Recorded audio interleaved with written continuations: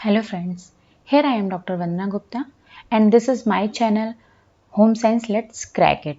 So welcome to my channel and I am really sorry क्योंकि थोड़ा busy होने के कारण मैं आपके साथ वीडियो शेयर नहीं कर पा रही थी बट अब आपको कंटिन्यू वीडियो मिलते रहेंगे. सो अब स्टार्ट करते हैं. ये जो पेपर है दिसंबर 18 का पेपर है, होम साइंस सेकेंड पेपर. इसका वीडियो मैं पहले भी शेयर कर चुकी हूँ बट कई सारे कैंडिडेट ने हमें कमेंट किया था कि इस पेपर को हिंदी में सॉल्व करवाने के लिए, क्योंकि इससे पहले जो मैंने वीडियो शेयर किया था उसमें मैंने सिर्फ इंग्लिश के ही क्वेश्चन सॉल्व करवाए थे. तो ये जो वीडियो है इसमें मैं आपको जो है हिंदी में क्वेश्चन सॉल्व करवाऊंगी और ये पेपर दिसंबर 18 का है. सो स्टार्ट करते हैं. ठीक है, क्योंकि एक्सप्लेन तो मैंने हिंदी में भी किया था बट मैं सिर्फ इंग्लिश के क्वेश्चन सॉल्व करवा रही थी. तो बहुत सारे लोगों के कहने पर मैं जो है इसको अब हिंदी में भी सॉल्व करवा दे रही हूँ और मेरी कोशिश रहेगी कि मैं ज़्यादा से ज़्यादा जितने भी अभी तक मैंने वीडियो शेयर किए हुए हैं आपके साथ, मैं सारे पेपर आपको हिंदी में एक बार सॉल्व करवा दूँ जिससे कि आपको भी कोई प्रॉब्लम ना हो पढ़ने में और आपके लिए ये कंफर्टेबल रहे. ओके, तो ये पेपर सेकेंड है होम साइंस का. क्वेश्चन स्टार्ट करते हैं. पहला क्वेश्चन है 51 क्वेश्चन. धात्री माता 0 to 6 माह के लिए प्रोटीन की प्रस्तावित मात्रा अकॉर्डिंग टू ICMR 2010 कितनी होनी चाहिए. ठीक है, तो इसका आंसर है 4 मीन्स 74 ग्राम पर प्रतिदिन.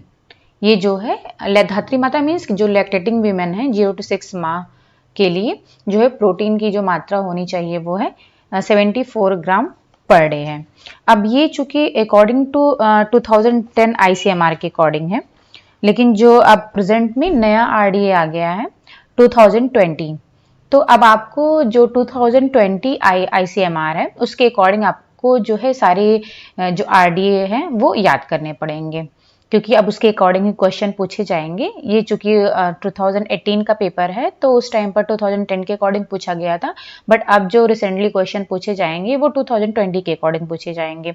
तो मैं यहाँ पर बता देती हूँ कि लैक्टेशन के लिए जो 0 to 6 माह और 7 to 12 माह है उनके लिए 2020 के अकॉर्डिंग RDA कितना है प्रोटीन की मात्रा, तो वो है 0 to 6 माह माता के लिए 62.6 ग्राम है और 7 to 12 मंथ के लिए 58.9 ग्राम है. तो ये आप नोट डाउन कर सकते हो और इसको जरूर से जरूर याद कर लीजिए क्योंकि नया RDA आया है तो उससे क्वेश्चन जरूर पूछे जाएंगे. और जो एक नॉर्मल जो मदर्स होती हैं मतलब नॉर्मल वीमेन के लिए प्रोटीन की रिक्वायरमेंट होती है 45.7. तो बहुत ज़्यादा डिफरेंस है जो पहले के प्रोटीन की रिक्वायरमेंट में और अभी का जो 2020 का प्रोटीन रिक्वायरमेंट में उसमें काफ़ी डिफरेंस है. तो इसको जरूर याद कर लीजिएगा आप लोग. अब आते हैं 52 क्वेश्चन पर.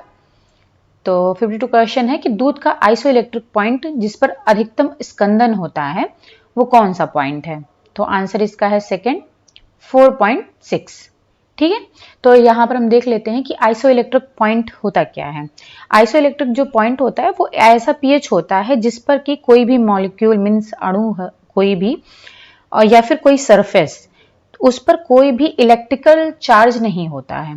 ठीक है, मतलब कि उस पर ना ही कोई उस पर जो है पॉजिटिव और निगेटिव दोनों ही चार्ज बराबर होते हैं, इक्वल होते हैं. इस वजह से वो न्यूट्रल हो जाता है और उस पर कोई भी चार्ज नहीं होता है. और इसके जस्ट अपोजिट होता है जिस पर कि पॉजिटिव और निगेटिव दोनों ही चार्ज होते हैं. ठीक है, उसको कहते हैं ड्यूटेरियम. तो मैं आपको यहाँ पर बता देती हूँ.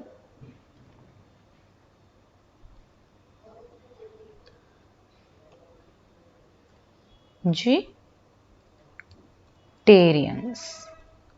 ठीक है, ये है ड्यूटेरियंस. इसमें क्या होता है कि इसमें जो है जो पॉजिटिव और निगेटिव दोनों ही चार्ज होते हैं मॉलिक्यूल या फिर सरफेस पर, तो इसको ड्यूटेरियन कहते हैं. और जबकि आइसोइलेक्ट्रिक पॉइंट में दोनों ही चार्ज जो है वो समान होते हैं। ठीक है। और ड्यूटेरियन का एग्जाम्पल है अमाइनो एसिड, क्योंकि अमाइनो एसिड में एक अमाइन ग्रुप होता है और एक कार्बोक्सिल ग्रुप होता है। जो अमाइन ग्रुप होता है उस पर पॉजिटिव चार्ज होता है और जो कार्बोक्सिल ग्रुप होता है उस पर निगेटिव चार्ज होता है। तो इस तरीके से जो अमाइनो एसिड पर दोनों चार्ज हो गए, पॉजिटिव भी हो गए और निगेटिव चार्ज भी हो गया, तो ये ड्यूटेरियन का एग्जाम्पल है। अब आते हैं नेक्स्ट क्वेश्चन पर, 53 क्वेश्चन। इसमें है कि HbA1c की वह मात्रा जिससे ऊपर मनुष्य मधुमेह से ग्रस्त माना जाता है। तो इसका आंसर है फर्स्ट, मोर देन और इक्वल टू 6.5%। ठीक है। तो HbA1c होता क्या है? HbA1c जो है वो ग्लाइकेटेड हीमोग्लोबिन को दर्शाता है। अब हीमोग्लोबिन के बारे में बता देती हूँ। वैसे आप जानते होंगे हीमोग्लोबिन क्या है, एक प्रोटीन है और ये क्या होता है, आरबीसी में होता है और ये हमारी बॉडी में ऑक्सीजन को एक स्थान से दूसरे स्थान पर ले जाने में, यानी हमारी पूरी होल बॉडी में ऑक्सीजन की सप्लाई में ये हेल्प करता है, ऑक्सीजन को कैरी करता है। और जब ब्लड में, यानी कि जो ब्लड में आरबीसी है, तो जब ब्लड में ये हीमोग्लोबिन जो है ग्लूकोज के साथ जाकर के मिल जाता है, ठीक है, तो उसको ग्लाइकेटेड हीमोग्लोबिन कहते हैं। ग्लाइकेटेड का मतलब है कि ग्लूकोज। ठीक है। तो जब वो हीमोग्लोबिन ग्लूकोज के साथ जाकर के मिल जाता है तो उसे ग्लाइकेटेड हीमोग्लोबिन कहते हैं। और यह एक मेजरमेंट लेवल होता है जिससे कि वीकली या फिर मंथली किसी पर्सन में उसका जो एवरेज ब्लड शुगर लेवल क्या है उसको मेजर करने के लिए HbA1c का यूज किया जाता है, जिनको कि मधुमेह की प्रॉब्लम होती है। और यहाँ पर डिफरेंट ये लेवल दिए गए हैं, इसको हम और भी देख लेते हैं कि इसमें क्या है। अगर जो है जो HbA1c लेवल है अगर 6% से कम है तो वो पर्सन नॉर्मल है, और अगर 6% से लेकर के 6.4% के बीच में है तो वो प्री डायबिटीज है, यानी कि उसको डायबिटीज की स्टार्टिंग हो रही है। और अगर 6.5% है या फिर इससे अधिक है तो फिर उसको डायबिटीज है। तो HbA1c से पता चलता है कि किस पर्सन को डायबिटीज है, किस पर्सन को डायबिटीज नहीं है। तो अब आते हैं 54 क्वेश्चन पर। फूड शील्ड का प्रयोग होता है। इसका आंसर है फोर्थ, कैफेटेरिया में। ठीक है। तो जो फूड शील्ड क्या है, ये आपने देखा होगा कि रेस्टोरेंट वगैरह में, कैफेटेरिया वगैरह में क्या होता है कि फूड्स के ऊपर ग्लास की सील्ड लगी होती है, ग्लास या प्लास्टिक की सील्ड लगी होती है, जो कि फूड को प्रोटेक्ट करती है, उसको सुरक्षा प्रोवाइड करती है। जो भी डिफरेंट टाइप्स के माइक्रो ऑर्गेनिज्म हैं, बैक्टीरिया या फिर वायरस, इन सबसे जो है फूड को, और डर्ट वगैरह, इन सबसे भी फूड को जो है सेफ रखती है, उसको सुरक्षा प्रदान करती है। तो फूड सील्ड का, और ये जो है जो फूड सील्ड का प्रयोग करना मस्ट होता है, क्योंकि ये गवर्नमेंट के द्वारा मस्ट किया गया है कि उन रेस्टोरेंट में भी इसका यूज किया जाता है, लेकिन उन रेस्टोरेंट में जहां पर कि बुफे सिस्टम होता है तो उन रेस्टोरेंट में भी फूड सील्ड का यूज करना होता है। अस्पतालों में, जहां पर जिस अस्पताल में कैफेटेरिया है तो वहां पर जो है इसका यूज करना मस्ट होता है, और कैफेटेरिया में तो इसका यूज करना मस्ट होता ही है। तो ये फूड को जो है सुरक्षा प्रोवाइड करता है, इसलिए जो है फूड सील्ड का प्रयोग करना गवर्नमेंट के द्वारा मस्ट होता है, जरूरी है ये। अब आते हैं नेक्स्ट क्वेश्चन पर। तो ये है कि एकल केस का मनोवैज्ञानिक अध्ययन कहलाता है। ठीक है। तो इसका आंसर है सेकंड, भाव लेखात्मक उपागम। ठीक है। तो ये है एकल केस। अब जो एकल केस है तो इसको जो है इंग्लिश में बोलते हैं इडियोग्राफिक अप्रोच। ठीक है। जो इडियोग्राफिक अप्रोच यानी कि जो भाव लेखात्मक उपागम होता है, ये जो है, ये जो वर्ड है इडियोग्राफिक, ये ग्रीक वर्ड से लिया गया है, जिसमें कि इडियोस का मतलब होता है ओन या फिर प्राइवेट, यानी कि खुद का, पर्सनल। इसमें क्या होता है, किसी एक पर्सन पर जो है डिस्कवर किया जाता है, स्टडी की जाती है, और उसके अंदर क्या चीज यूनिक है, मतलब सब लोगों से क्या चीज अलग है, उस चीज को डिस्कवर किया जाता है। क्योंकि हर इंसान के अंदर कोई ना कोई क्वालिटी होती है जो कि दूसरे से भिन्न होती है। ठीक है। और इस जो है अप्रोच में क्या होता है, कोई भी सामान्य नियम जो है काम नहीं करता है, पॉसिबल नहीं होता है, क्योंकि हर एक पर्सन के अपनी यूनिकनेस होती है और वो उसकी जो इच्छाएं होती हैं वो स्वतंत्र होती हैं। तो उस पर कोई सामान्य नियम काम नहीं कर रहा, जो सब पर काम कर रहा है वो काम नहीं करेगा, बल्कि उसके लिए स्पेशल जो है लॉस जो है का यूज करना होगा। और इसमें क्या होता है कि इंडिविजुअल्स पर स्टडी की जाती है और उसकी जो है पर्सनल और पूरी तरीके विस्तार रूप से जो है उसके ऊपर इन्वेस्टिगेशन किया जाता है, उसके बारे में पता लगाया जाता है, डिस्कवर किया, खोज की जाती है। अब इसमें जो रिसर्च का मेथड्स का यूज किया जाता है वो है जैसे कि केस स्टडी के अंदर किसी एक पर्सन की केस स्टडी की जाती है पूरी डिटेल में, अनस्ट्रक्चर्ड इंटरव्यूज होते हैं, सेल्फ रिपोर्ट्स होते हैं, ऑटोबायोग्राफी होती है, किसी एक पर्सन की पूरी जीवनी होती है और पर्सनल डॉक्यूमेंट्री होती है जो। तो ये सारी चीजें जो हैं मेथड्स हैं, ये इडियोग्राफिक अप्रोच में इनका यूज किया जाता है। फिर उसके बाद में इसके जस्ट अपोजिट होता है नोमोथेटिक अप्रोच। ये आप देख सकते हो, एक मिनट, नोमोथेटिक अप्रोच, नोमोथेटिक,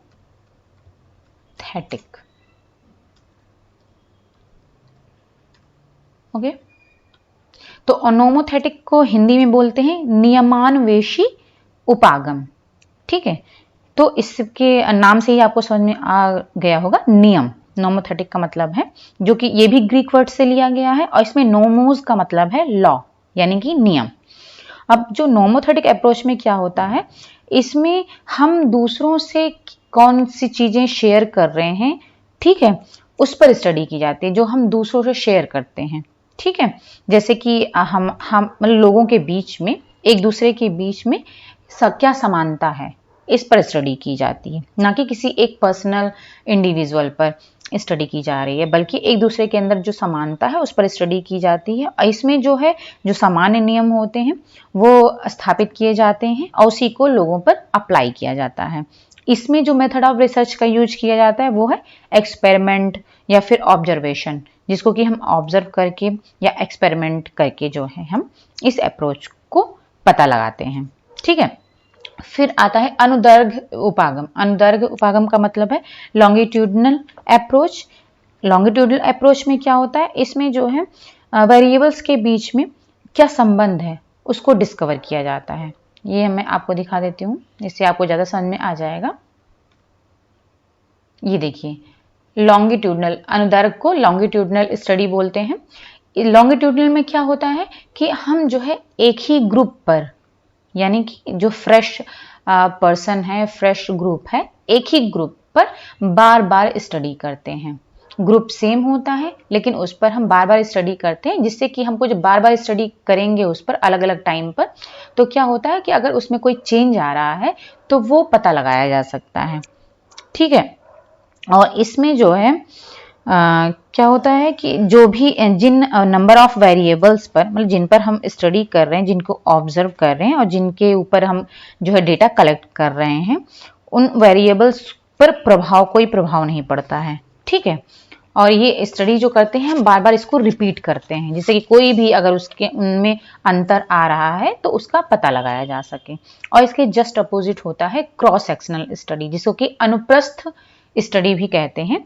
अब अनुप्रस्थ स्टडी में इसके अपोजिट क्या होता है, इसमें क्या होता था, सेम ग्रुप होता है और उस पर हम जो है अलग अलग टाइम पर रिसर्च करते हैं।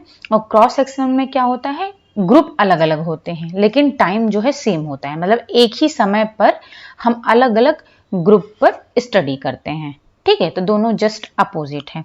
अब अगर हम इसका एग्जाम्पल लेते हैं, जैसे कि मान लीजिए कि हमको स्मोकिंग और स्टमक कैंसर दोनों के बीच में संबंध जानना है, ठीक है। तो पहले हम क्या करेंगे, क्रॉस सेक्शनल स्टडी अप्लाई करेंगे, यानी कि अनुप्रस्थ जो है स्टडी अप्लाई करेंगे। अब अनुप्रस्थ स्टडी में क्या होगा कि इसमें पहले हम क्या पता लगाएंगे, स्मोकिंग और स्टमक कैंसर दोनों के बीच में क्या लिंक है, उन दोनों के बीच में क्या संबंध है, ठीक है। और इन दोनों के बीच में संबंध जानने के लिए हम दो ग्रुप लेंगे, एक तो मेन होगा, एक विमेन होगा, यानी कि महिला और पुरुष दो अलग अलग ग्रुप होंगे। क्रॉस सेक्शनल में यही होता है कि ग्रुप अलग अलग होते हैं, यानी कि मेन और विमेन दो ग्रुप हम ले रहे हैं और इनमें जो है स्मोकिंग और स्टमक कैंसर दोनों के बीच में उनके अंदर उनमें क्या लिंक है, किससे लिंक है, इसका पता लगाएंगे। इसके बाद में अब जब से हमने पता लगा लिया कि जो मेन है यानी कि जो पुरुष है उसमें जो है स्मोकिंग और स्टमक कैंसर के बीच में लिंक पाया जा रहा है, उस मेन के अंदर जो है ये लिंक पाया गया है, विमेन के अंदर ये लिंक नहीं पाया जा रहा है। ठीक है, तो अब हमको एक ग्रुप मिल गया। अब जब एक ग्रुप मिल गया तो अब हम उस पर लॉन्गिट्यूडनल स्टडी यानी कि अनुदैर्घ्य स्टडी अप्लाई करेंगे, क्योंकि अब हमें सिर्फ एक ग्रुप पर स्टडी करनी है और अब हम जो है अलग अलग टाइम पर जो है इन पर स्टडी करेंगे और उसे फिर कंपेयर करेंगे। ठीक है, तो ये हो गया लॉन्गिट्यूडनल और क्रॉस सेक्शनल स्टडी यानी कि अनुप्रस्थ और अनुदैर्घ्य। ठीक है, तो आपको समझ में आ गया होगा कि दोनों में डिफरेंस क्या है। और फिर आता है समग्र बोधि उपागम। ठीक है, एक मिनट,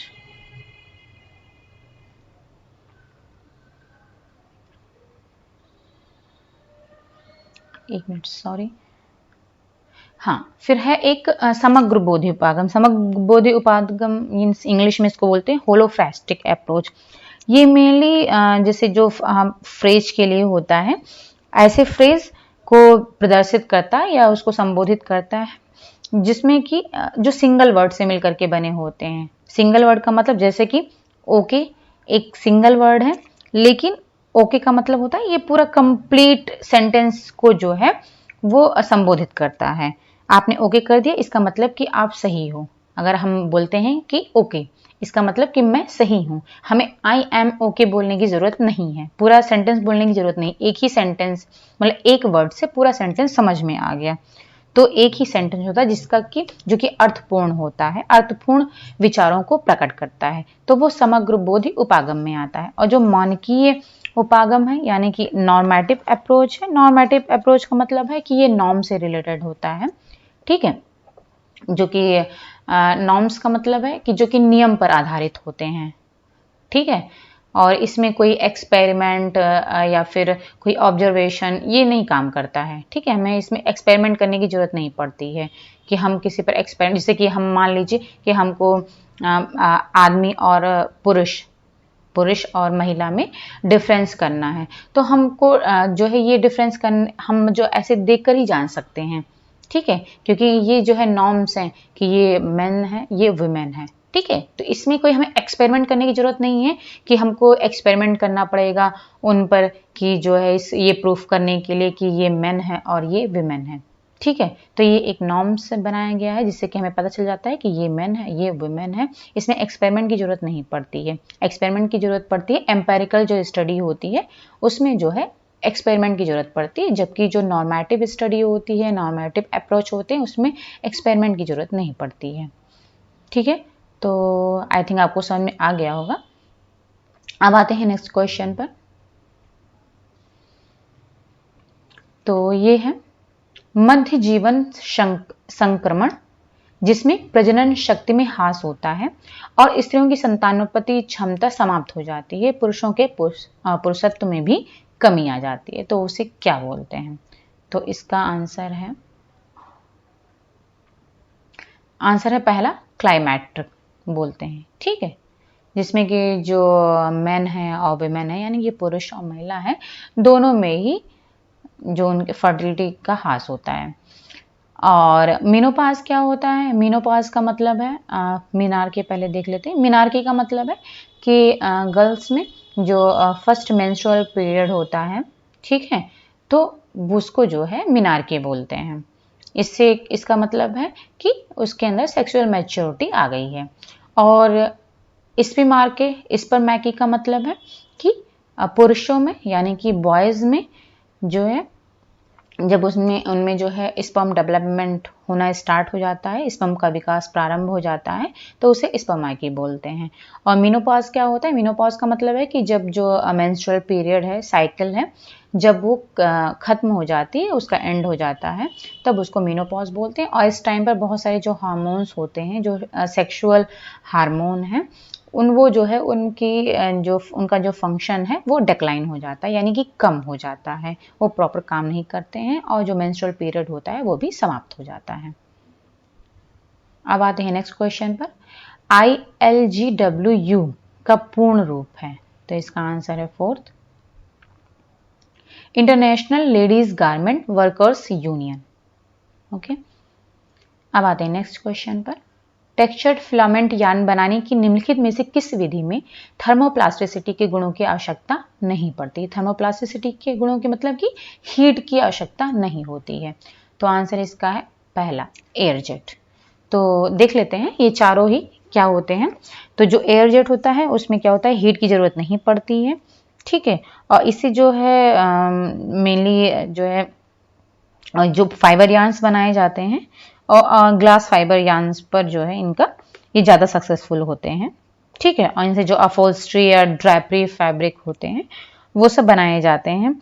और ये जो फॉल्स ट्विस्ट मेथड होता है इसमें क्या होता है, इसमें हीट अप्लाई करना होता है, मतलब कि हीट का यानी कि थर्मोप्लास्टिसिटी का यूज़ किया जाता है, हीट का यूज़ किया जाता है।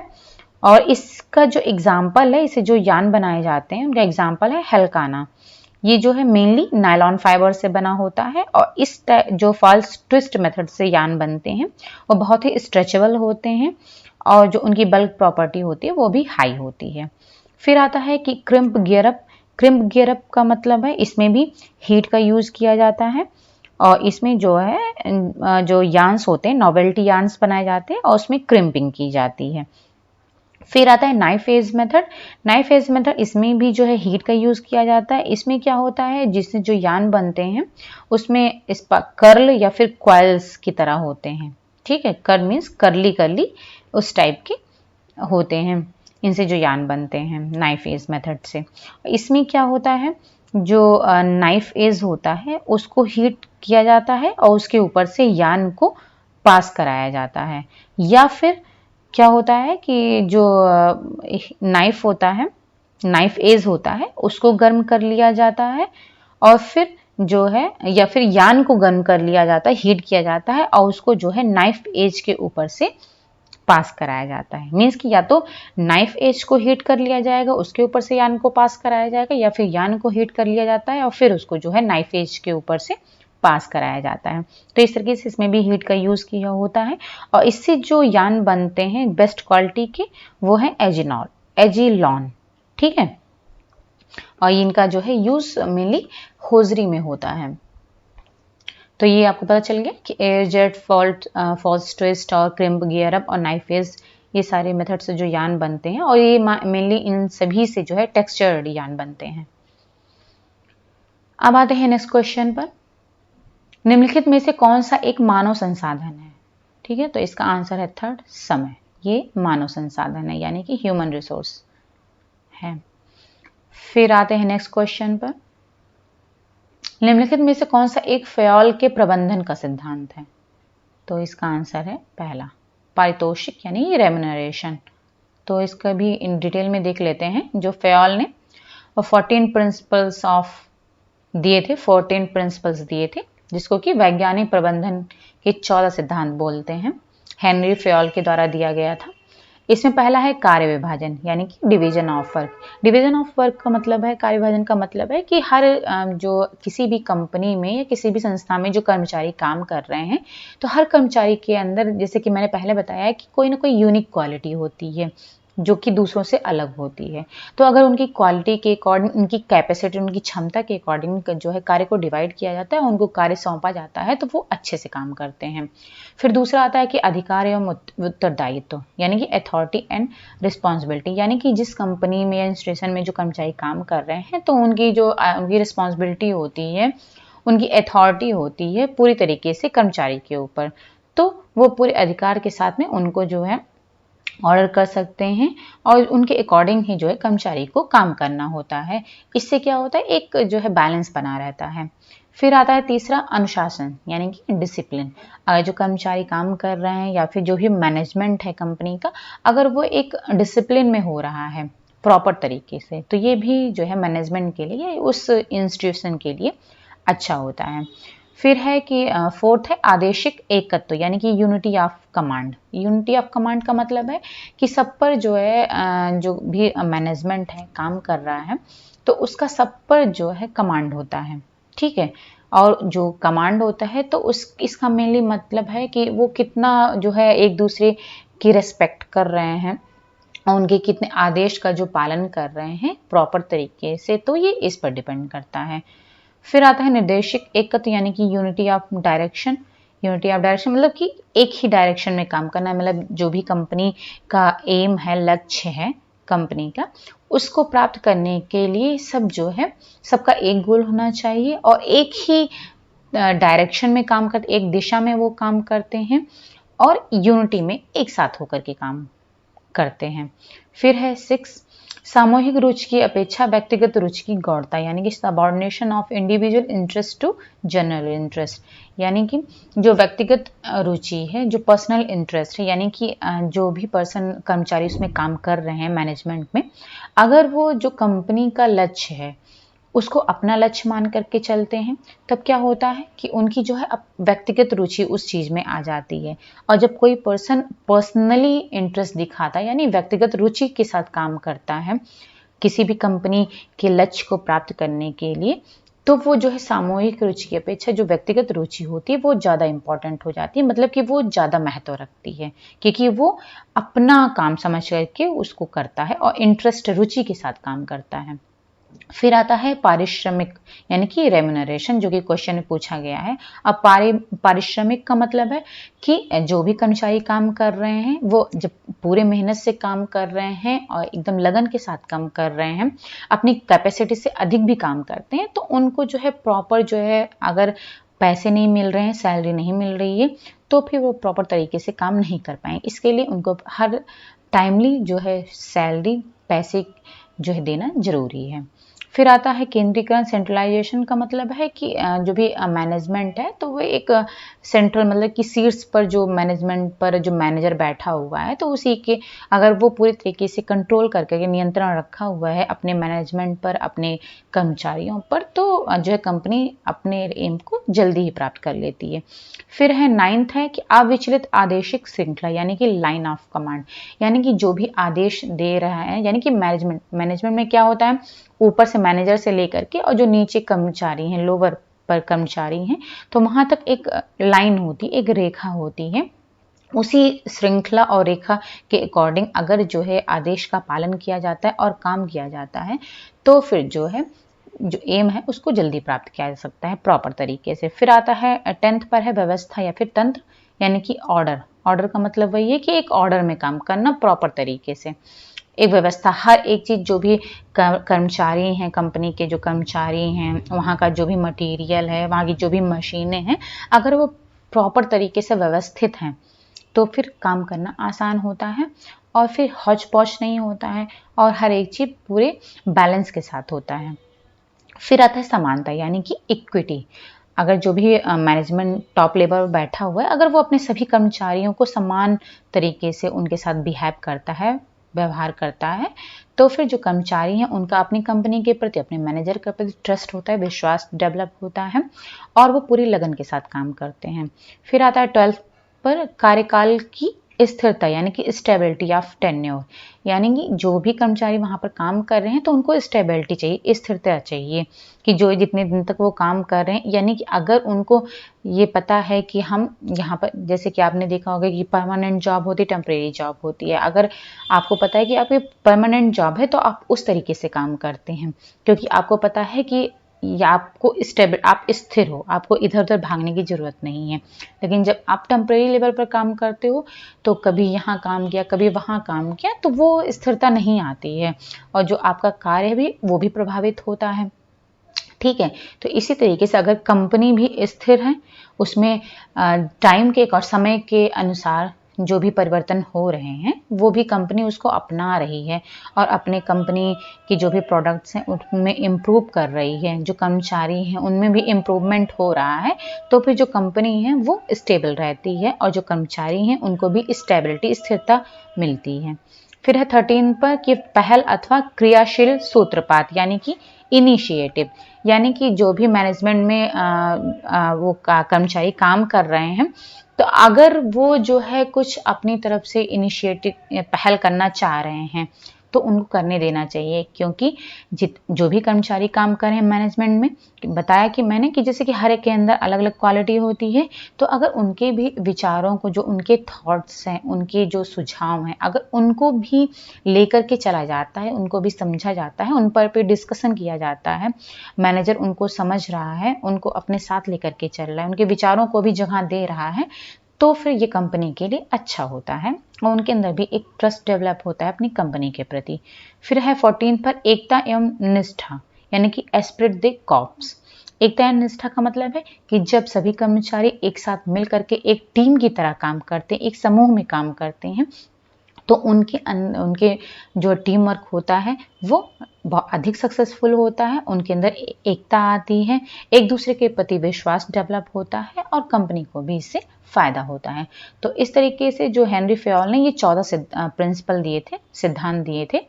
ठीक है, आई थिंक आपको समझ में आ गया होगा। तो अब आते हैं नेक्स्ट क्वेश्चन पर। भारत सरकार का राष्ट्रीय ग्रामीण आजीविका मिशन किसके द्वारा चलाया जाता है? तो इसका आंसर है थर्ड, ग्रामीण विकास और पंचायती राज मंत्रालय। ठीक है, इसके द्वारा जो है राष्ट्रीय ग्रामीण आजीविका मिशन चलाया जाता है। फिर है निम्नलिखित में से किसके द्वारा किसी उद्यमी के स्वीकृत आविष्कार को किसी अन्य के द्वारा बनाने, प्रयोग करने और बेचने से उसे सुरक्षा प्रदान की जाती है? तो इसका आंसर है पहला, उपयोगिता पेटेंट। इसका मतलब है कि कोई भी पर्सन है, अगर मतलब जो एम्प्लॉयर है या फिर जो एंटरप्रेन्योर है, तो वो क्या करता है कि वो कुछ डिस्कवर कर रहा है, कुछ अपनी उसने खुद डिस्कवर किया है, कुछ खुद जो है जो बनाया है, तो वो कोई और दूसरा ना उसको बना सके, ना उसका प्रयोग कर सके, ना उसको बेच सके। तो इससे उसको सुरक्षा प्रोवाइड की जाती है। और किसके द्वारा प्रोवाइड की जाती है? उपयोगिता पेटेंट के द्वारा। अगर वो पेटेंट करवा लेता है तो फिर वो इससे सुरक्षित हो जाता है।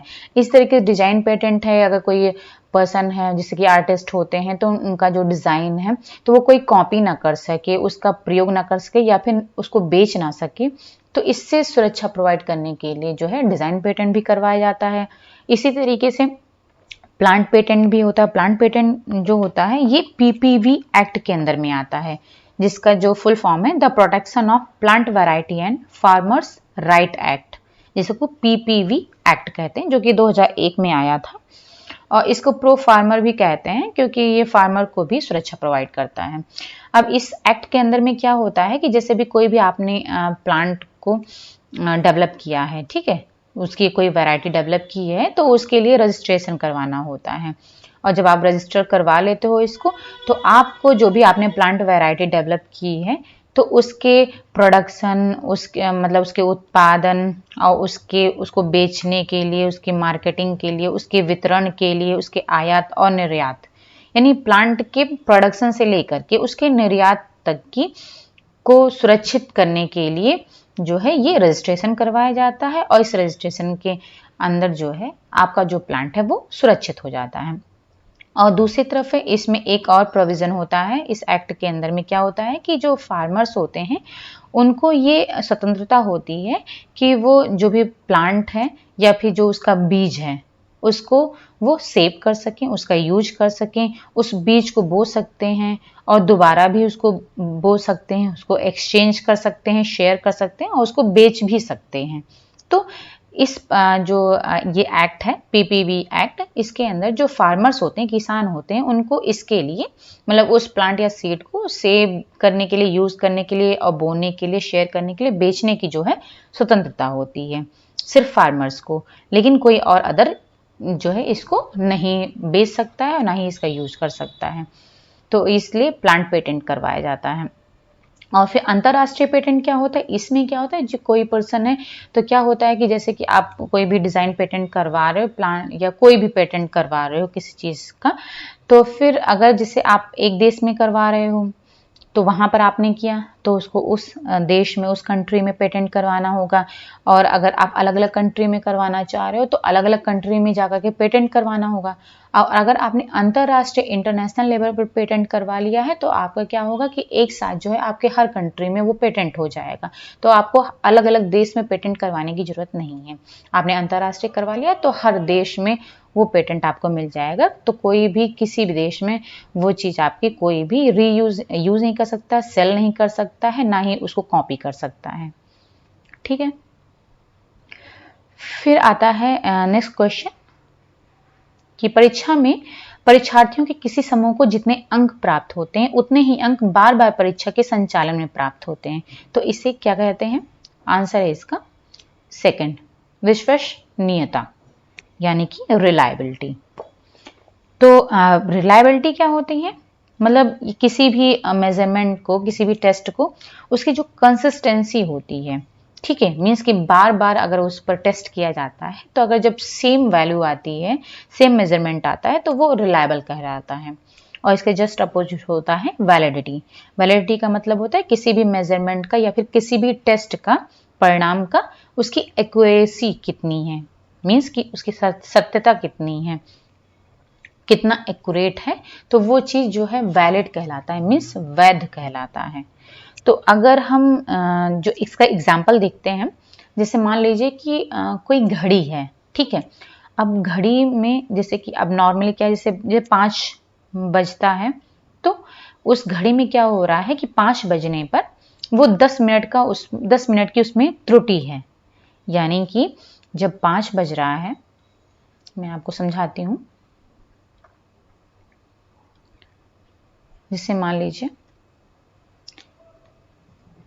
कि 5 बज रहा है, तो ये राइट टाइम है, घड़ी जो है राइट टाइम दिखा रही है। लेकिन अगर मान लीजिए घड़ी में 5 की जगह उसमें 10 मिनट की त्रुटि है, यानी कि उसमें दिखा रहा है 4:50, यानी कि इसमें क्या है, 10 मिनट की त्रुटि है, 4:50 दिखा रहा है उस घड़ी में। आपको पता है कि उस घड़ी में 10 मिनट की त्रुटि है, तो वो जब 5 बजते हैं तो 4:50 दिखाता है। जब 6 बज रहा है तो उसमें क्या होता है, 5:50 दिखा रहा है, ठीक है। जब 7 बज रहे हैं तब उसमें क्या हो रहा है, 6:50 दिखा रहा है, ठीक है। तो अब आप देख रहे हो कि 5 बजने पर 4:50, 6 बजने पर 5:50 और 7 बजने पर 6:50 दिखा रहा है, यानी कि बार बार जो है उसमें 10 मिनट की ही त्रुटि आ रही है। तो ये आपको पता है कि जब आप बार बार उस घड़ी को देखोगे तो उसमें 10 मिनट की ही त्रुटि है, 10 मिनट का ही एरर है। तो बार बार वो 10 मिनट की ही त्रुटि दिखाई, ना कि कभी 5 मिनट, कभी 10 मिनट, कभी 15 मिनट, ऐसा नहीं हो रहा है। हर बार 10 मिनट की ही त्रुटि है। तो ये रिलायबल है, ठीक है, यानी कि विश्वसनीय है। इस पर आप विश्वास कर सकते हो कि इसमें 10 मिनट की त्रुटि दिखा रहा है, तो आप जितनी भी बार आप उसको देखोगे तो 10 मिनट का ही डिफरेंस आपको मिलेगा। और जो वैलिडिटी है उसका क्या मतलब है कि अब घड़ी में 4:50 की जगह पर 5 दिखा रहा है, क्योंकि जो एक्यूरेट समय है वो क्या है, 5 बजे है, ठीक है।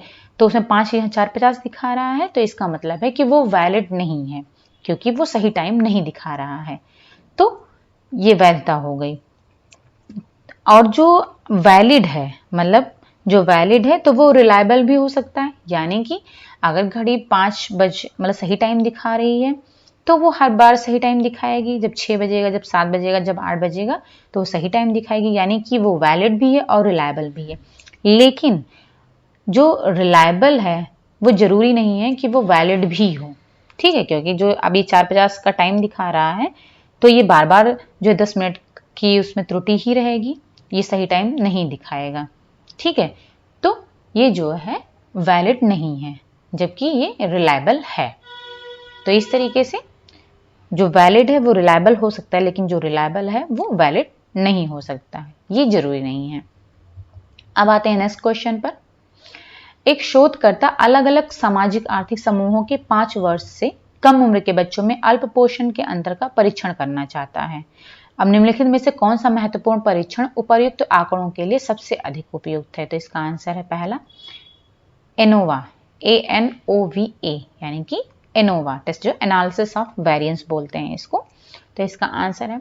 और जो काई स्क्वायर टेस्ट होता है, ये क्या होता है, ये किन्हीं भी 2 वेरिएबल्स में उसमें क्या एसोसिएशन है, क्या संबंध है, ठीक है, तो एक दूसरे से कैसे वो जो है संबंधित है, तो इसको टेस्ट करने के लिए काई स्क्वायर टेस्ट किया जाता है। जैसे कि मान लीजिए कि आपको देखना है कि किसी भी मदर का, माँ का जो सामाजिक आर्थिक स्तर है उसका उसके बच्चे के फीडिंग पर क्या प्रभाव पड़ रहा है, ठीक है, बच्चे के स्वास्थ्य पर उसका क्या प्रभाव पड़ रहा है, उनके खान पान, बच्चे के खान पान पर उसका क्या प्रभाव पड़ रहा है, तो इसको अगर आपको चेक करना है, ठीक है, माँ की जो सोशियो इकोनॉमिक स्टेटस है और बच्चे का जो फीडिंग प्रैक्टिस है, तो इन दोनों के बीच में अगर आपको एसोसिएशन जानना है तो आपको काई स्क्वायर टेस्ट करना पड़ेगा।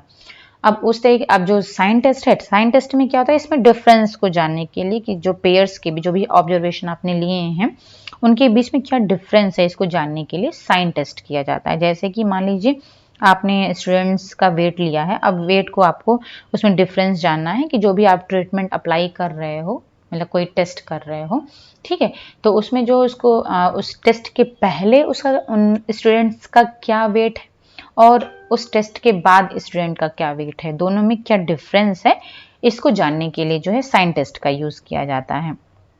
ठीक है, ये नॉन पैरामेट्रिक होता है और इसको जो है वन सैंपल टी टेस्ट या फिर जो पेयर टी टेस्ट होता है, इसकी जगह पर एक अल्टरनेटिव की तरह भी इसका यूज किया जाता है।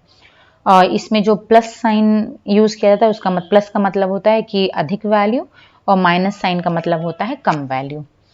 और जो पियर्सन आर टेस्ट होता है, ये जो है दो क्वांटिटेटिव या फिर जो कॉन्टिन्यूअस वेरिएबल्स होते हैं उनके बीच में क्या संबंध है, इसको जानने के लिए यूज किया जाता है। जैसे कि एज और ब्लड प्रेशर, मतलब एज और ब्लड प्रेशर के बीच में क्या संबंध है, उसको जानने के लिए यूज किया जाता है। और इसमें कॉन्टिन्यूअस वेरिएबल होना जरूरी है।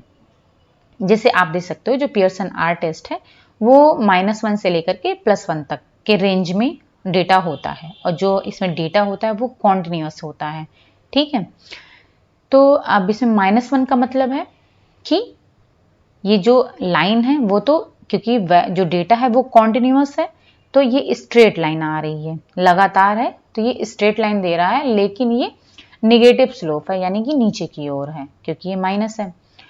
और जो ये प्लस साइन है, +1 है, इसका मतलब है इसमें भी कॉन्टिन्यूअस है, तो यानी कि ये लगातार एक स्ट्रेट लाइन दे रहा है, और प्लस है तो इसका मतलब है कि ये पॉजिटिव स्लोप है, यानी कि नीचे से ऊपर की ओर जा रहा है।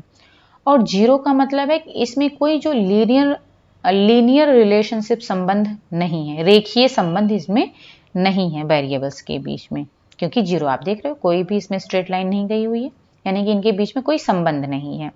तो जो पॉजिटिव कोरिलेशन, यानी कि जो पॉजिटिव संबंध होता है, कोरिलेशन होता है, उसका मतलब ये होता है कि जो दो वेरिएबल्स हैं, जैसे कि एज और ब्लड प्रेशर है, दो वेरिएबल है, तो अगर एज बढ़ रही है तो ब्लड प्रेशर भी बढ़ रहा है, अगर एज घट रही है तो ब्लड प्रेशर भी घट रहा है, तो इसका मतलब है कि पॉजिटिव कोरिलेट है ये दोनों एक दूसरे से।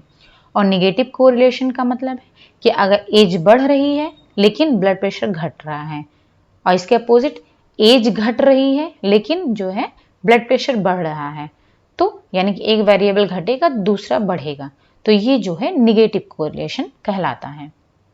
ठीक है, तो आपको समझ में आ गया होगा कि पियर्सन आर टेस्ट क्या होता है।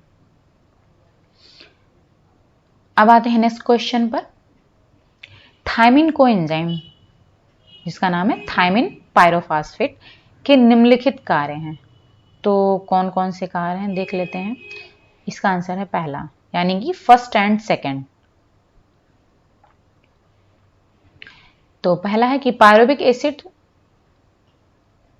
की ऑक्सीडेटिव डीकार्बोक्सिलेशन का काम करता है, और दूसरा है कि ये अल्फा कीटोग्लूटरिक एसिड की ऑक्सीडेटिव डीकार्बोक्सिलेशन का काम करता है।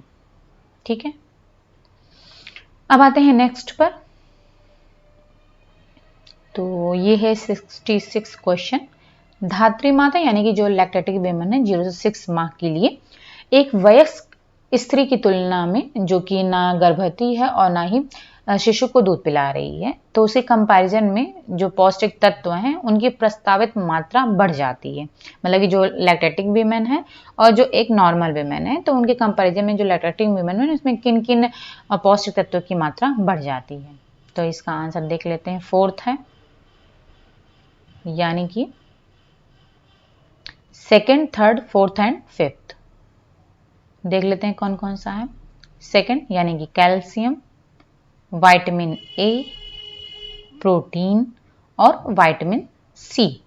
तो इनकी जो रिक्वायरमेंट है, जो लैक्टेटिंग वीमेन है यानी कि जो धात्री माता है 0 से 6 माह, तो उनमें जो है रिक्वायरमेंट बढ़ जाती है। तो अब देख लेते हैं जो नया आरडीए है। इसके पहले जो हमने वीडियो शेयर किया था तो उसमें हमने 2010 के अकॉर्डिंग आरडीए दिया हुआ था, बट अभी मैं प्रेजेंट में 2020 का आरडीए आ गया है, तो मैं उसके अकॉर्डिंग आपको जो है आरडीए बता रही हूँ कि क्या क्या है।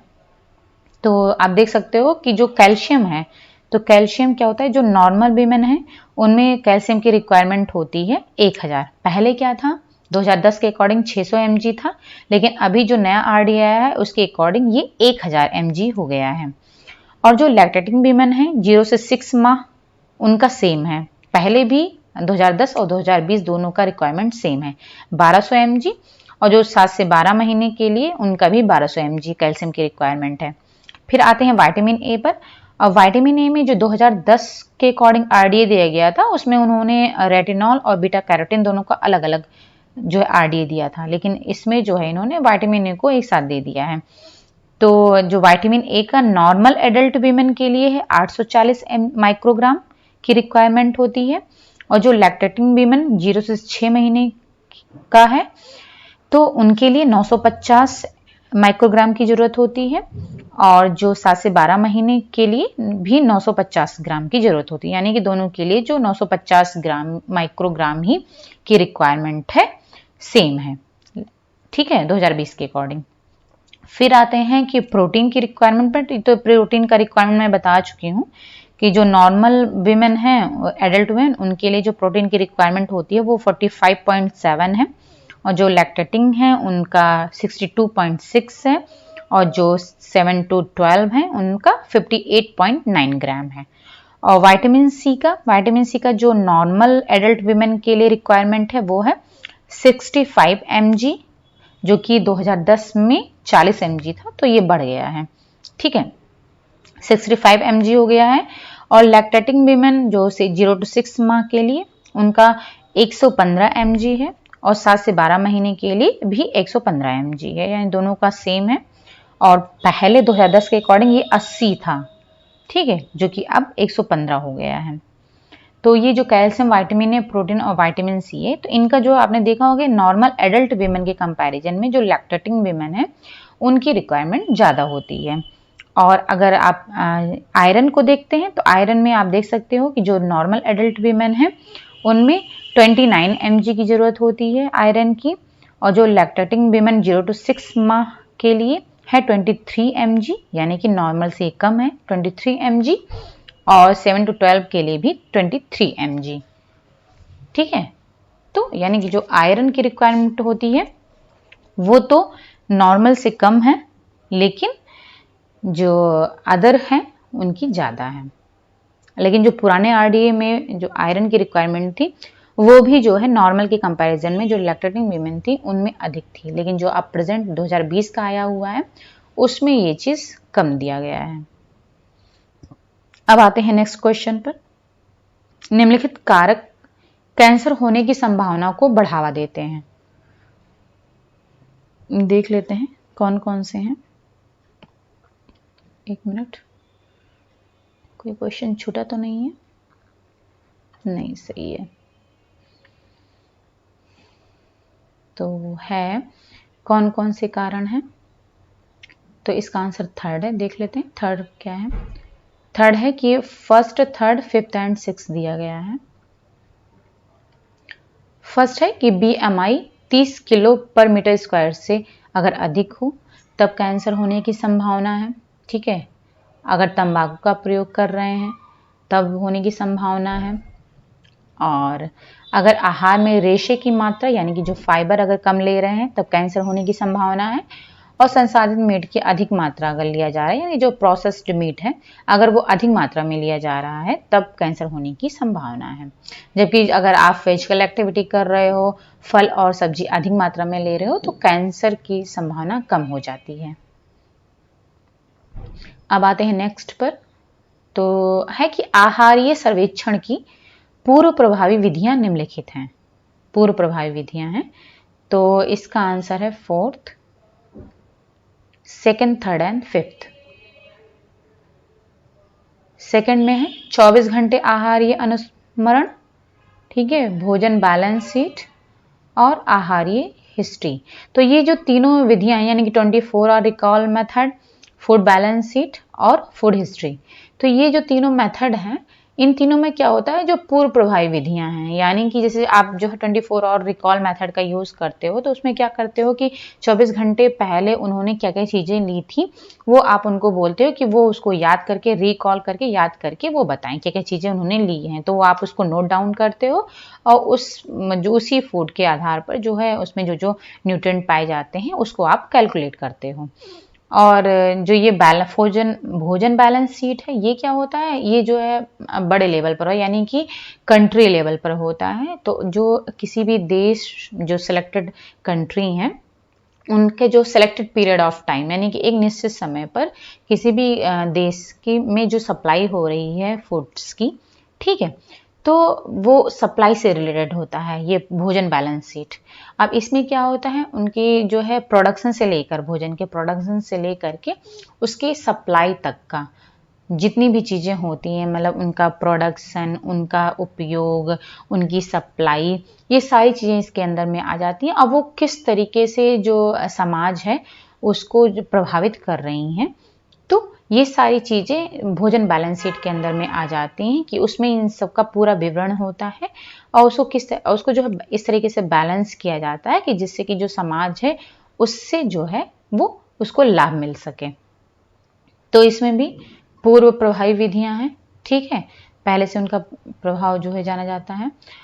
और इससे जो आहार हिस्ट्री होती है, फूड हिस्ट्री, इसमें क्या होता है, जैसे 24 घंटे में क्या होता है, आप 24 घंटे को उनको रिकॉल करने के लिए बोलते हो। और जो आहारीय हिस्ट्री होती है, इसमें क्या होता है कि एक वीक यानी कि एक हफ्ता में जो जो चीज़ें उन्होंने ली हैं तो उसको आप उनको रिकॉल करने के लिए बोलते हो। तो एक हफ्ते में उन्होंने जो चीज़ें ली हैं उसको आप नोट डाउन करते हो और उसके बेसिस पर जो है न्यूट्रिएंट्स को कैलकुलेट करते हो, ठीक है। अब आते हैं नेक्स्ट क्वेश्चन पर। तो 69 क्वेश्चन है कि इन मसालों में जीवाणु विरोधी प्रभाव है, यानी कि एंटी माइक्रोबियल एक्टिविटी इफेक्ट किन किन में है। तो आंसर इसका थर्ड है। देख लेते हैं थर्ड क्या है। Second, third and fourth means हल्दी, टर्मरिक, ठीक है, फिर थर्ड है हींग, एसोफोटिडा, और ये फोर्थ है जायफल, नटमग, ठीक है। तो हल्दी, हींग और जायफल ये तीनों ही एंटी माइक्रोबियल होते हैं। और जो सौंफ है और जो लौंग है, ये सौंफ है, ये जो है एंटी बैक्टीरियल भी होता है और एंटी इन्फ्लामेटरी भी होता है, यानी कि जो इन्फ्लेशन है उसको कम करता है ये सौंफ। और लौंग है, ये भी एंटी बैक्टीरियल होता है, ठीक है, और एंटी फंगल भी होता है। तो अब आते हैं नेक्स्ट क्वेश्चन पर। बढ़ती उम्र के साथ शारीरिक कार्यों में होने वाले परिवर्तन निम्नलिखित हैं। तो वो कौन कौन से, आंसर इसका सेकंड है। तो देख लेते हैं सेकंड में क्या है कि first, third and fourth means पहला है सार्कोपीनिया, बीएमडी में कमी और डिस्ग्यूजिया। बीएमडी का मतलब है बोन मिनरल डेंसिटी, यानी कि जो बोन मिनरल डेंसिटी होती है उसमें कमी आ जाती है, जो कि बढ़ती उम्र के साथ होता है, ठीक है। और सार्कोपीनिया क्या होता है, ये मैं दिखा देती हूँ आपको। सार्कोपीनिया, तो सार्कोपीनिया इसको मैं समझा देती हूँ हिंदी में आपको कि सार्कोपीनिया में क्या होता है कि जो मांसपेशियों की ताकत है, ठीक है, जो इसकी स्ट्रेंथ है, ठीक है, वो कम हो जाती है सार्कोपीनिया में, और ये एज के साथ साथ होता है। तो अगर सिर्फ जो मांसपेशियों की जो शक्ति है, जो ताकत है, अगर उसमें सिर्फ कमी है तो इसका मतलब है कि ये पहले क्राइटेरिया में आ रहे हैं, मीन्स कि इसमें सार्कोपीनिया होने के चांस हैं, ठीक है, अभी कंफर्म नहीं है। फिर दूसरा है कि अगर जो उनकी मांसपेशियां हैं उनके स्ट्रक्चर में कमी आती है, यानी जो उनकी मात्रा है, क्वांटिटी है, और उनकी जो क्वालिटी, जो उनकी गुणवत्ता है, उसमें अगर कमी आती है तो तब भी जो है वो सार्कोपीनिया हो सकता है। तो अगर जो मांसपेशियों की ताकत के साथ साथ उनकी मात्रा और उनके गुणवत्ता में भी कमी आती है तो फिर इसका मतलब है कि उनको सार्कोपीनिया कन्फर्म है। और अगर मांसपेशियों में कमी और मांसपेशियों की मात्रा और जो उनकी गुणवत्ता में कमी, और उसके साथ साथ जो उनकी शारीरिक गतिविधियां हैं, ठीक है, उनमें भी कमी आ जाती है। ये तीनों चीजें होती हैं, तो इसका मतलब है कि जो सार्कोपेनिया है वो सीवियर केस है। अब ये जो सार्कोपेनिया है, इसका कारण क्या है, रीजन क्या है, कि ये एक तो बढ़ती एज के साथ में होता है, जो ओल्ड एज पीपल होते हैं उनमें होता है ये, और अगर न्यूट्रिशन अच्छा नहीं है, पोषण अच्छा नहीं है, तो उसके कारण से होता है। या जैसे कि प्रोटीन की रिक्वायरमेंट जो है वो एज के साथ साथ बढ़ भी जाती है। जैसे नॉर्मली क्या होता है 0.8 ग्राम पर केजी बॉडी वेट के अकॉर्डिंग हमको लेना होता है, लेकिन जो अब इसके अकॉर्डिंग क्या होता है कि 1 या फिर 1.2 ग्राम जो है रिक्वायरमेंट ली जाती है, क्योंकि जैसे जैसे एज बढ़ती है तो इनकी रिक्वायरमेंट बढ़ जाती है। तो न्यूट्रिशन का खास ख्याल रखना पड़ता है। अगर न्यूट्रिशन अच्छा नहीं है तो वो भी जो है प्रॉब्लम क्रिएट करता है। और अगर प्रॉपर आप एक्सरसाइज कर रहे हो, यानी कि शारीरिक व्यायाम कर रहे हो, तो उसकी वजह से भी सार्कोपेनिया के चांस कम हो जाते हैं।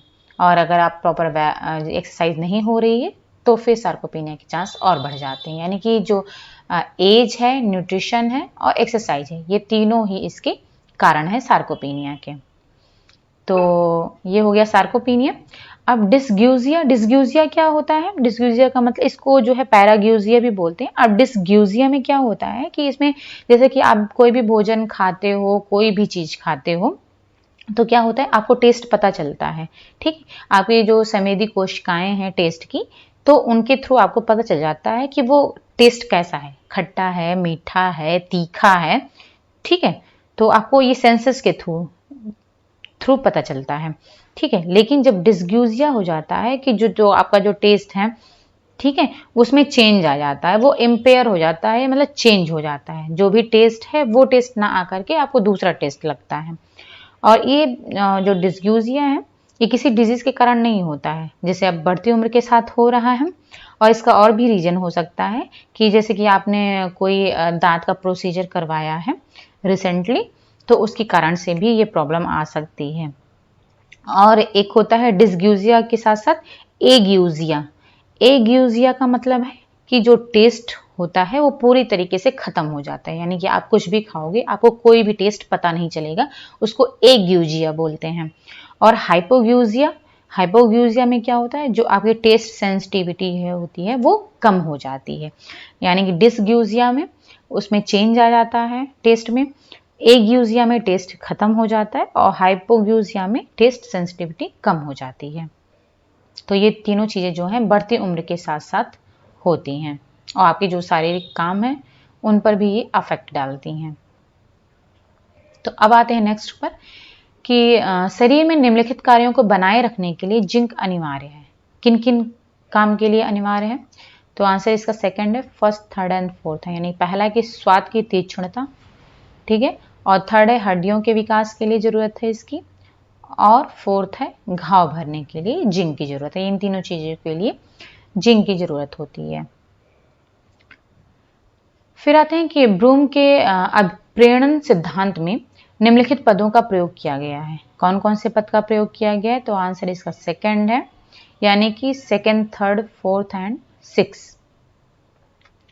साधन परकता, वांछित परिणाम, प्रत्याशा और संयोजकता, ठीक है। ये चार चीजें हैं जो कि अभिप्रेरण सिद्धांत में हैं, तो इनको देख लेते हैं क्या क्या है ये।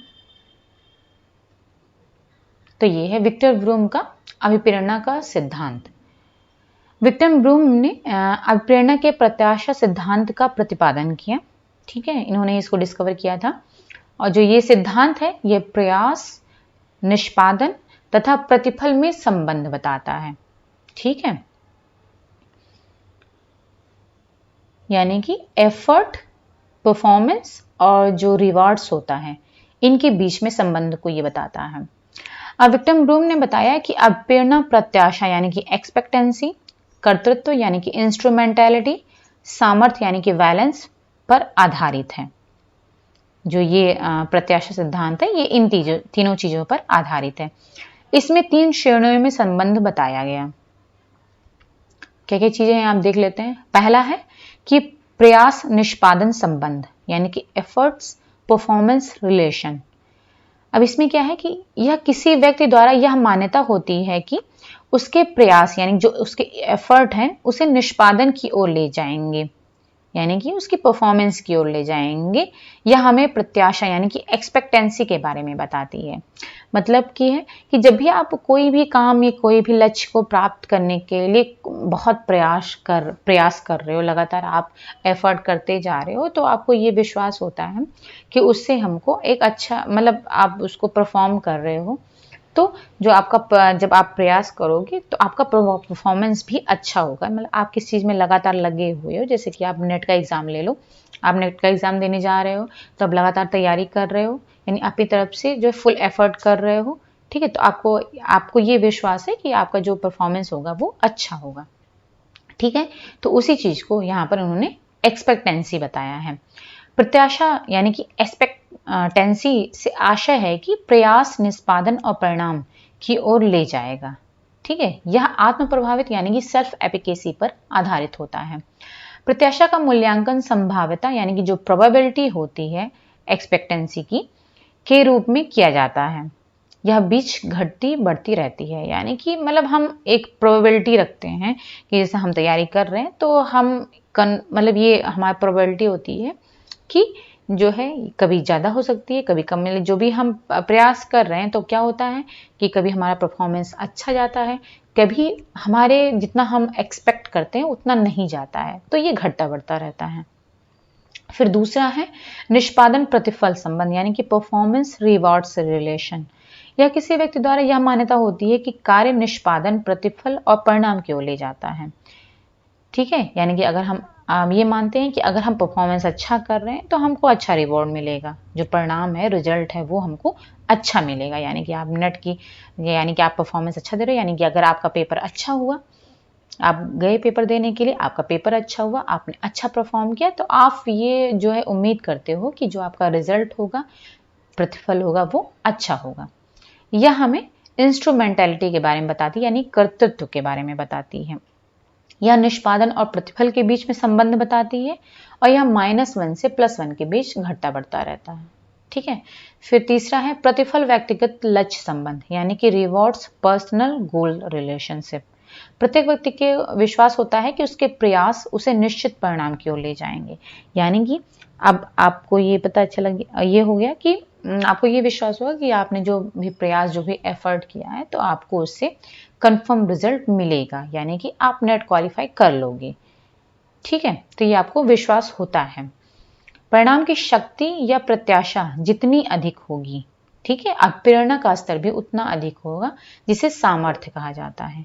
यानी कि जो भी अगर आप ये विश्वास करते हो कि आप अगर बहुत एफर्ट करोगे तो आपको अच्छा रिजल्ट मिलेगा, आपका परफॉर्मेंस अच्छा होगा, तो जितना ज़्यादा आपको ये विश्वास होगा तो उतना ज़्यादा आपको मोटिवेशन मिलेगा, जो आपका प्रेरणा का स्तर है उतना ही अधिक होगा। इसी को इन्होंने सामर्थ्य कहा है, यानी कि बैलेंस कहा है।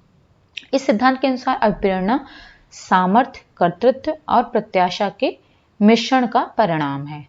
इसको सूत्र के द्वारा भी इन्होंने प्रदर्शित किया है, जैसे कि अभिप्रेरणा के बराबर होता है सामर्थ्य इंटू कर्तृत्व इंटू प्रत्याशा। इसको इन्होंने जो है इसी को प्रत्याशा का सिद्धांत बोलते, यानी प्रत्याशा का भी सिद्धांत बोल सकते हो आप, या फिर ब्रूम के अभिप्रेरण सिद्धांत इसको भी बोल सकते हो। फिर है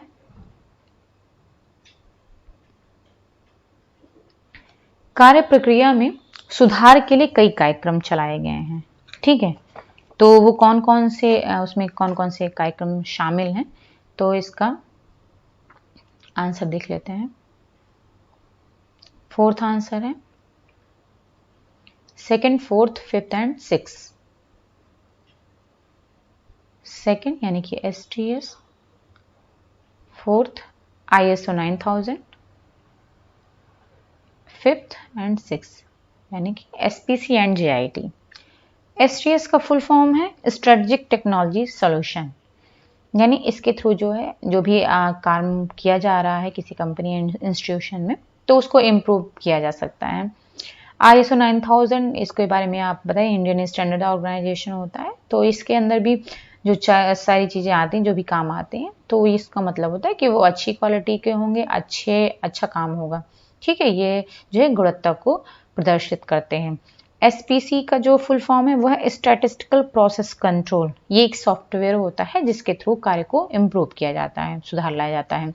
और जो JIT है, जस्ट इन टाइम, इसके बारे में हम बता चुके हैं। जस्ट इन टाइम का मतलब क्या होता है, इसमें क्या होता है कि जब भी आपको कोई भी मैन्युफैक्चरर है तो वो तभी कोई भी प्रोडक्ट को मैन्युफैक्चर करता है जब उसको ऑर्डर मिलता है। ठीक है, तो इससे क्या होता है, जो कार्य प्रक्रिया में वो सुधार आता है, यानी कि कुछ भी वेस्ट नहीं होता है। फिर आते हैं नेक्स्ट क्वेश्चन पर, तो वो है लागत नियंत्रण के लिए एक खान पान सेवा प्रबंधक को किन अभिलेखों पर नजर रखनी चाहिए। ठीक है, तो आंसर इसका थर्ड है, देख लेते हैं। थर्ड है first, third, fourth and six.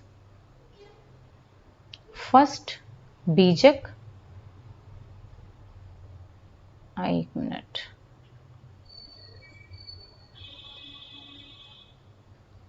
Third है first, third, fourth and six. First, third आवश्यकताएं, सतत सूची और फोरकास्ट और टैली। तो ये चीजें होती हैं जो कि कोई भी खान पान सेवा प्रबंधक है तो उनको इन पर जो है वो नजर रखना होता है। अब आते हैं लास्ट क्वेश्चन। ठीक है, इसके बाद 75 तक हम क्वेश्चन सॉल्व करवाएंगे आपको। तो ये है कि सेक्स क्रोमोसोम के अशुद्ध विभाजन से संबंधित कुछ विसंगतियां हैं। कौन कौन सी हैं? आंसर इसका फोर्थ है। तो ये सेकंड, थर्ड एंड फोर्थ है, मतलब कि क्लेनफेल्टर सिंड्रोम, टर्नर सिंड्रोम और ट्रिपल एक्स सिंड्रोम। ठीक है, तो ये 3 सिंड्रोम है जो कि जो सेक्स क्रोमोसोम होते हैं उनमें जो अशुद्ध विभाजन के कारण होता है। तो इसको मैं बता देती हूँ आपको। ठीक है, तो जो क्लेनफेल्टर सिंड्रोम होता है, ठीक है, उसको क्या होता है, ये मेल में होता है। और मेल में क्या होता है, एक्स्ट्रा एक्स क्रोमोसोम आ जाते हैं। नॉर्मली क्या होता है कि हमारे हर एक इंसान में 23 पेयर्स होते हैं क्रोमोसोम के। ठीक है, 23 पेयर्स, इसका मतलब हुआ कि 46 क्रोमोसोम। ठीक है, 46 क्रोमोसोम इतने होते हैं हमारे अंदर। लेकिन क्लेनफेल्टर में क्या हो जाता है, इसमें जो है एक मेल में एक एक्स क्रोमोसोम आ जाता है। यानी कि इसमें हो जाता है कितना, कि इसको आप बोल सकते हो XXY, यानी कि 46 नॉर्मल होता है, तो इसमें 47 क्रोमोसोम आ जाता है और एक Y, यानी कि जो एक XY वैसे होता है क्रोमोसोम मेल में, तो इसमें जो X है एक, वो एक्स्ट्रा होता है। ठीक है, वैसे क्या होता है, फीमेल में XX क्रोमोसोम होता है और जो मेल्स होते हैं उसमें XY क्रोमोसोम होता है। ठीक है, मेल में होता है XY, ठीक है, और जो फीमेल है उनमें होता है XX। ठीक है, तो चूंकि जो क्लेनफेल्टर सिंड्रोम होता है ये मेल में होता है, तो इसमें क्या होता है, XY तो ऑलरेडी होते हैं और जो एक X क्रोमोसोम है वो एक्स्ट्रा आ जाता है, यानी कि 46 की जगह पर 47 क्रोमोसोम होता है। फिर है टर्नर सिंड्रोम। जो टर्नर सिंड्रोम होता है ये फीमेल में होता है, यानी कि फीमेल में क्या होता है, जो XX क्रोमोसोम होता है, तो इसमें क्या होता है, जो एक X क्रोमोसोम होता है वो कम होता है, यानी कि इसमें जो है 45 क्रोमोसोम होते हैं और इसमें सिर्फ एक ही X क्रोमोसोम होता है। वैसे जनरली 2 होते हैं, लेकिन इसमें जो है एक ही X क्रोमोसोम होता है, एक X क्रोमोसोम की कमी होती है। इसको टर्नर सिंड्रोम बोलते हैं और ये फीमेल्स में होता है। फिर आता है ट्रिपल एक्स सिंड्रोम। अब जो ट्रिपल एक्स सिंड्रोम है वो ये भी क्यों जो है फीमेल में होता है और इसको जो है सुपर फीमेल बोलते हैं। ठीक है, और इसमें क्या होता है, जो 46 की जगह इसमें भी 47 क्रोमोसोम आ जाते हैं, और जो एक एक्स क्रोमोसोम होता है वो एक्स्ट्रा हो जाता है। यानी कि जब वैसे एक्स एक्स होता है, लेकिन इसमें जो है एक एक्स क्रोमोसोम है वो एक्स्ट्रा हो जाता है, जिससे कि 47 क्रोमोसोम हो जाते हैं। इसको ट्रिपल एक्स सिंड्रोम बोलते हैं। अब ये तीनों जो है ये अशुद्ध में, आपने देख लिया कि जो क्रोमोसोम के हैं उसके अशुद्ध विभाजन के कारण ये हो रहा है। लेकिन जो डाउन सिंड्रोम होता है इसमें जो क्रोमोसोम का अशुद्ध विभाजन नहीं होता, बल्कि इसमें क्या होता है कि जो 21 पेयर का क्रोमोसोम होता है, 21 नंबर पर जो क्रोमोसोम है उसकी जो है एक एक्स्ट्रा कॉपी आ जाती है।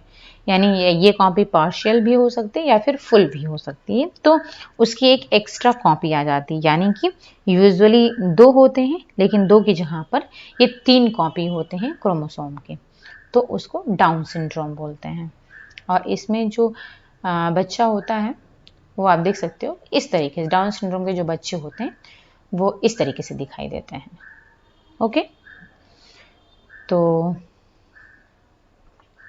ये हो गया आपका, जो मैंने दिसंबर 18 का जो 75 तक हमने क्वेश्चन सॉल्व करवा दिए हैं हिंदी में, और जो फर्दर क्वेश्चन है वो भी मैं हिंदी में सॉल्व करवा दूंगी, और जो अदर वीडियोस हैं उसको भी मैं कोशिश करूंगी कि उसको भी मैं हिंदी में सॉल्व करवा दूं, जिससे कि आपको कोई भी प्रॉब्लम ना हो।